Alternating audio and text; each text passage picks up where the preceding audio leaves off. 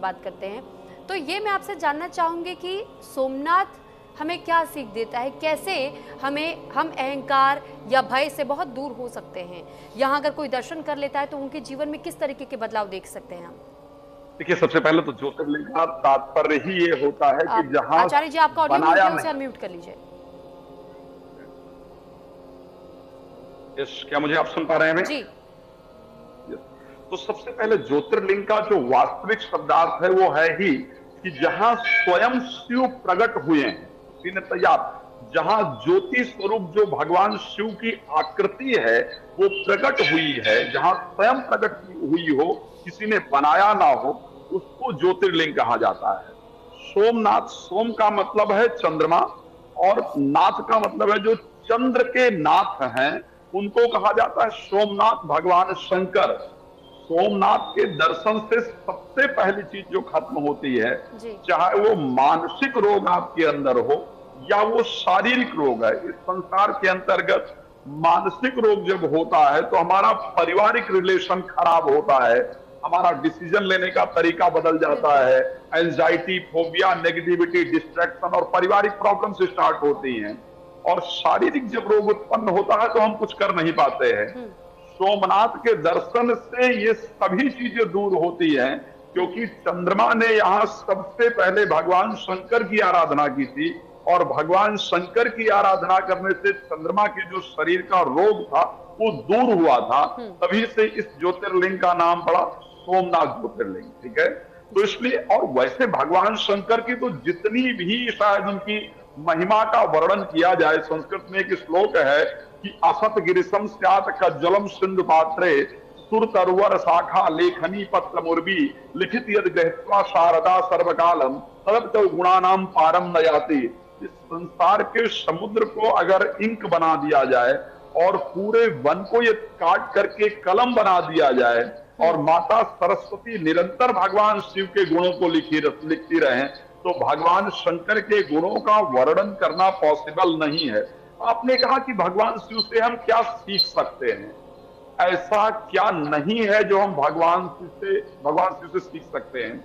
मैं एक बड़ा सुंदर उदाहरण दूंगा, अगर आपने पूछा है तो मैं आपको बताना, अगर समय होगा तो। जनरली जी जी, रिलेशनशिप को लेकर के एक बड़ा महत्वपूर्ण विषय चलता है। रिलेशनशिप, चाहे वो एक जीवन साथी की बात की जाए, उस पर बहुत, चाहे प्रेम संबंध की बात की जाए, चाहे मैरिड की बात की जाए, बहुत प्रॉब्लम होती है। आप लोगों ने एक चीज सोचा होगा आज के समय में, यदि पत्नी से कोई गलती हो जाए या पति से कोई गलती हो जाए तो ऐसी परिस्थिति में हम क्या करते हैं, उसको ब्लेम करना शुरू करते हैं, उस गलती को पॉइंट आउट करके और उसकी जो गलतियां हैं उसको भी वहां लेकर के आते हैं और उसके कारण रिश्ते टूटते हैं।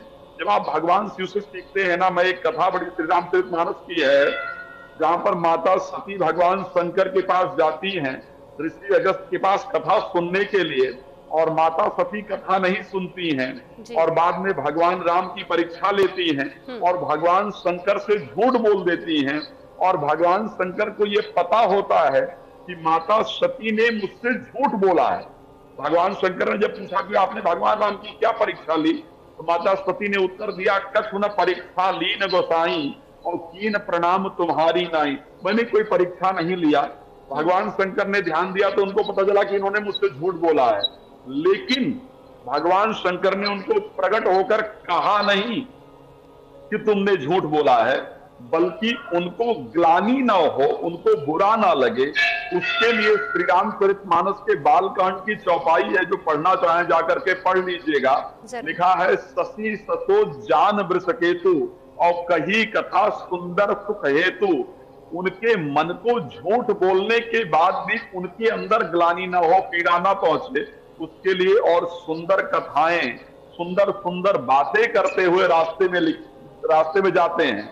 लिखा है कि वर्णत पिंत विविध वर्णत पंत विविध इतिहासा शंभुनाथ पहुंचे कैलासा। और भगवान शंकर कैलाश पर गए।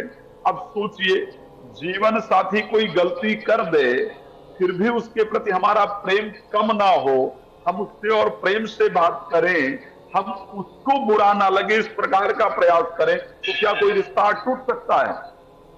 सत्यता तो ये भगवान शंकर से सीखने वाली बात है। एक और बात है, भगवान शंकर के गुरु महाराज दक्ष, एक बार उनका सभा में बहुत अपमान किया, लेकिन कितने दिन तक भगवान शंकर ने अपने पत्नी को ये कहा नहीं कि तुम्हारे पिता ने मेरा अपमान किया। जब माता सती दक्ष के यहाँ यज्ञ में जाने के लिए तैयार हुई, तब भगवान शंकर ने कहा कि मेरा अपमान किया था, अगर आप वहां जाएंगे तो आपका भी अपमान होगा, इसलिए आपको वहां नहीं जाना चाहिए। तो भगवान शंकर से जितना कुछ सीखा जा सकता है, मुझे लगता है वो बहुत कम है। मुझे लगता है कि हम सभी लोग आज देखते हैं, मुझे आवाज में बड़ी डिस्टर्बेंस आ रही है आपकी तरफ। बिल्कुल, मैं चाहूंगी कि हमारी टेक्निकल टीम इसे ज़रूर ठीक कर ले। और क्योंकि आचार्य जी आप जब इस बारे में बताते हैं तो फिर ये भी हमें समझ में आता है कि सनातन की क्या कुछ खूबसूरती है। लेकिन जब हम बात करते हैं पुनर्निर्माण की, बार बार क्योंकि निर्माण सोमनाथ मंदिर का कराया गया आक्रमण के बाद से, तो हम ये भी समझना चाहते हैं क्या ये हमारे जीवन के लिए कोई अलग तरीके की सीख देती है हमें कि अगर किसी भी तरीके की परिस्थिति हो, कितनी भी कठिन परिस्थितियां क्यों ना हो, तो अगर जब मंदिर का पुनर्निर्माण हो सकता है तो हम अपने जीवन का क्यों नहीं कर सकते? सुरभि जी, आपका बहुत अच्छा विचार है और एक्चुअल में ये सत्यता है। किसी ने एक शब्द कहा था कि समय समय पर होत है समय समय की बात, किसी समय का दिन बड़ा और किसी समय की रात। हो सकता है कि कई बार ऐसी परिस्थिति आती है कि जीवन में हम जैसा चाहते हैं वैसा नहीं हो रहा होता है, जीवन में परिस्थितियां मुश्किल हो रही होती हैं, लेकिन उसका निर्माण दोबारा से हो सकता है। ये सोमनाथ मंदिर ने सिखाया है और ये भगवान शंकर ने भी सिखाया है। एक बात ध्यान रखिएगा, भगवान शंकर ने जब माता सती को बहुत समझाने का प्रयास किया और वो नहीं समझी, परिस्थिति बिगड़ गई, तो भगवान शंकर डिप्रेशन में नहीं गए, उदास नहीं हुए, अशांत नहीं हुए, दोबारा अपने इष्ट के नाम का स्मरण करना शुरू किया और कहा कि हुई है सोई जो राम रचिराखा, को कर तर्क बढ़ाव शाखा, जो लिखा है वो होगा, इसलिए मैं अपने आप को परेशान करूं वो बेहतर नहीं है, मैं अपने कर्म को निरंतर करता रहूं। तो शिव ने व्यक्ति को निरंतर कर्म करना सिखाया है। हर परिस्थिति में परिस्थिति से कैसे लड़ना है, अगर वो कहीं से सीखने को मिलता है तो शिव से सीखने को मिलता है।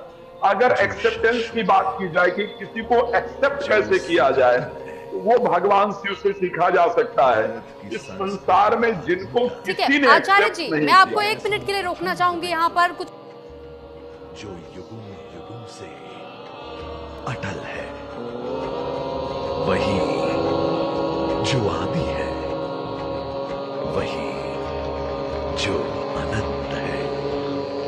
अनंत वर्ष की आस्था, अनंत वर्ष का है विश्वास,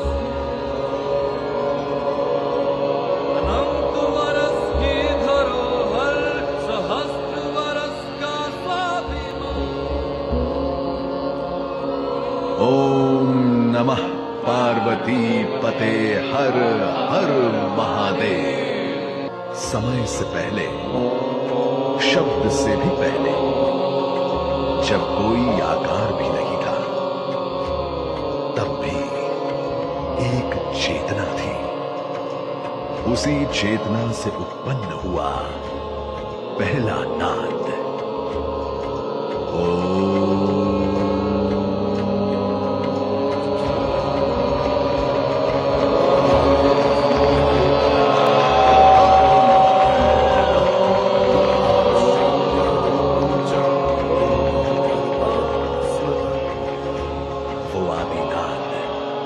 जो निरंकार है, यही सनातन है।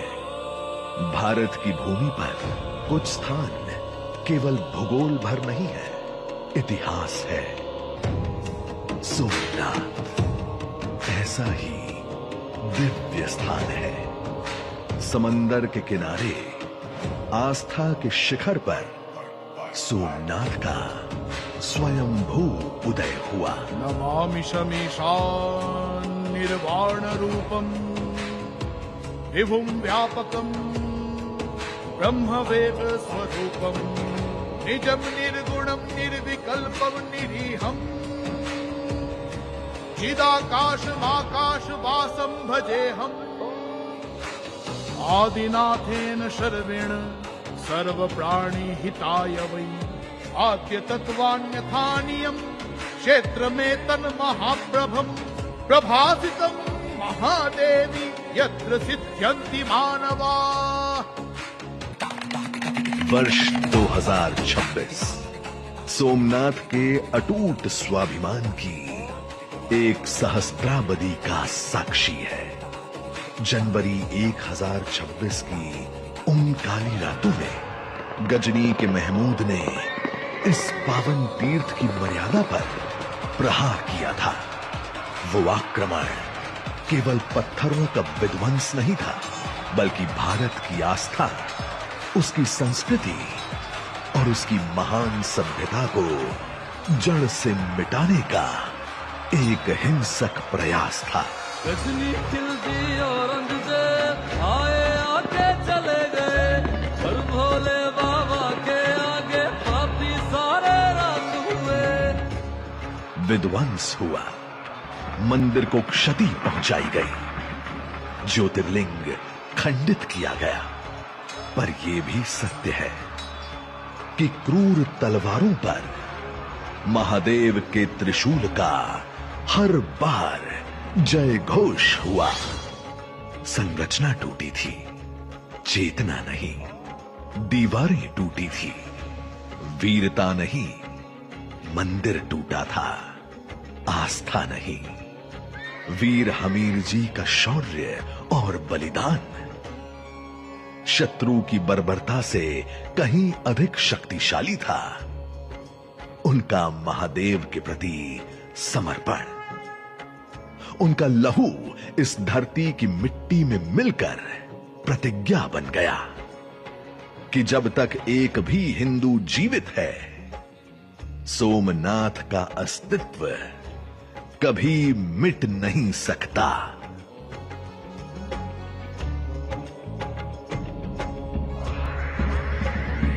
जटाटवी गलज्जला प्रवाह पावितस्थले कलेवलम्ब्य लम्बिता भुजंग तुंग मालिकम् जटाकटाः सम्भ्रमम् ब्रह्मण्यलिप्प निर्जनि विलोल वीचि वल्लरी विराजमान मूर्धनि धगद्धगद्धगज्ज्वलल्ललाट पट्ट पावके किशोर चन्द्रशेखरे रति प्रतिक्षणम् मम धराधरेन्द्र नन्दिनी विलास बन्धु कुमार पाल संतति प्रबोधमान मानसे कृपाकटाक्ष धोरणी निरुद्ध दुर्धरापति क्वचित् दिगम्बरे मनो विनोद में तु वस्तुनि। हर हर महादेव, हर हर महादेव, हर हर महादेव। खिंगारा, अहिल्याबाई और हजारों के पुरुषार्थ से हर बार हुआ सोमनाथ का भव्य निर्माण।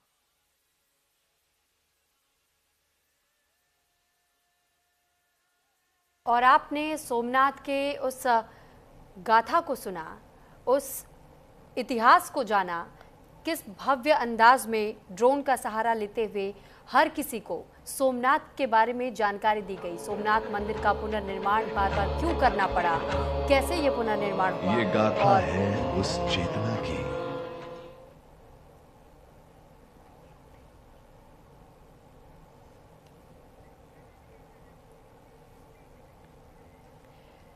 तो फिलहाल ये तस्वीरें जो आपने अपनी टीवी स्क्रीन पर देखी, सोमनाथ मंदिर परिसर से ये तस्वीरें सामने आई जब ड्रोन का सहारा लेते हुए अद्भुत जानकारी लोगों तक पहुंचाई गई। एक संदेश कि सनातन संस्कृति को अगर कोई भी ध्वस्त करने की कोशिश करता है, कोई भी भंग करने की कोशिश करता है, तो उसे हर बार मुंह की खानी पड़ती है। और सोमनाथ मंदिर पर जो 17 आक्रमण हुए थे, उस बारे में भी जानकारी बेहद खूबसूरत अंदाज में दिया गया। ये अलौकिक नज़ारा आपने खुद भी अपनी टीवी स्क्रीन पर देखा। और इस वक्त प्रधानमंत्री नरेंद्र मोदी वहाँ, क्योंकि सोमनाथ मंदिर परिसर में इस वक्त खुद मौजूद हैं, और इस वक्त एक तरफ ओम का जाप चल रहा है, दूसरी ओर लगातार मंत्रोच्चार चल रहे हैं, और फिर ये बेहद दिव्य और अलौकिक तस्वीर जो ड्रोन का इस्तेमाल करते हुए हर किसी को ये बताया गया कि सोमनाथ मंदिर का क्या इतिहास रहा है। क्योंकि 12 ज्योतिर्लिंगों में सबसे पहला ज्योतिर्लिंग सोमनाथ मंदिर में ही है, और ये गुजरात के प्रभास पाटन में अरब सागर के तट पर स्थित है। और इस पर किस तरीके से आक्रमण हुए, कैसे दोबारा पुनर्निर्माण करवाया गया। 17 बार पुनर्निर्माण सोमनाथ मंदिर का करवाया गया था और इसी को लेकर के आज, क्योंकि 1000 वर्ष पूरे हो रहे हैं सोमनाथ मंदिर के पहली बार जब आक्रमण हुआ था, और अब तक ये इसी तरह आज भी पूरे गर्व के साथ में सोमनाथ मंदिर मौजूद है गुजरात में, जहां हर साल लाखों की संख्या में श्रद्धालु दर्शन करने के लिए जाते हैं। और ये उस गाथा को भी बयां करता है जो सनातन संस्कृति की रही, जो अदम्य साहस का परिचय देती है। तो ये तस्वीरें अपने आप में बेहद अद्भुत है।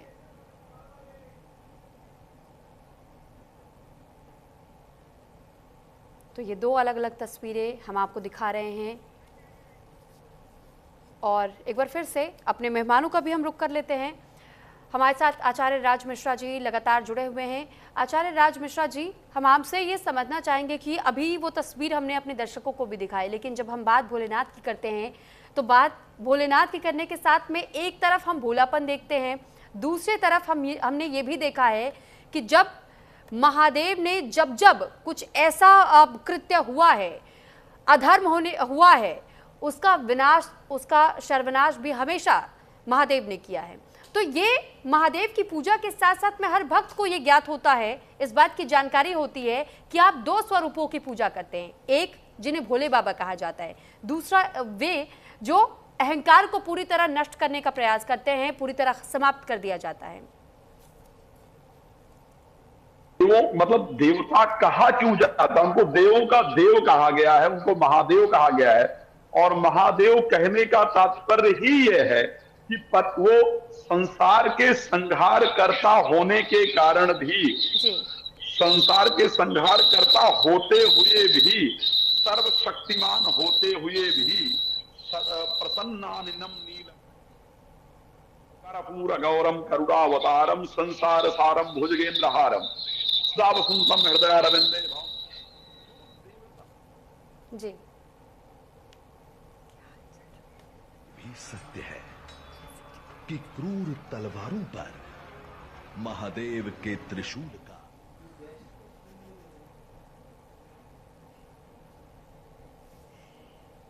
तो फिलहाल ये तस्वीरें हम आपको दिखा रहे हैं और साथ ही आचार्य राज मिश्रा जी भी ये बता रहे थे कि जब हम भगवान भोलेनाथ की पूजा करते हैं तो अपने आप में कई चीज़ों की अनुभूति हम महसूस करते हैं कि किस तरीके से जब आप भगवान भोलेनाथ की श्रद्धा भाव से उनकी सेवा करते हैं तो फिर आपको ये ज्ञात होता है कि आप में वो भोलापन भी है जो लोगों की सहायता करना सिखाता है। और अहंकार अगर किसी में हो और कोई अधर्म कार्य से जुड़ा हुआ होता है तो फिर उस धर्म के पालन के लिए हमें कैसे अधर्मी लोगों का हमेशा सर्वनाश करने की सीख भी महादेव ने दी है।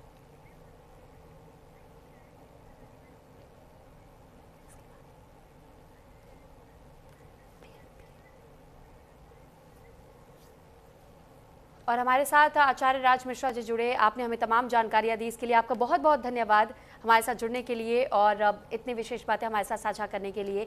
तो जय सोमनाथ में लगातार हम आपको ये दिखा और बता रहे थे कि किस तरीके से सनातन संस्कृति से जुड़ी जो सभ्यता रही है, जो पहचान रही है, जो अदम्य साहस का परिचय देने का काम करती है, क्योंकि 17 आक्रमण झेलने के बाद भी आज भी जब हम 1000 वर्ष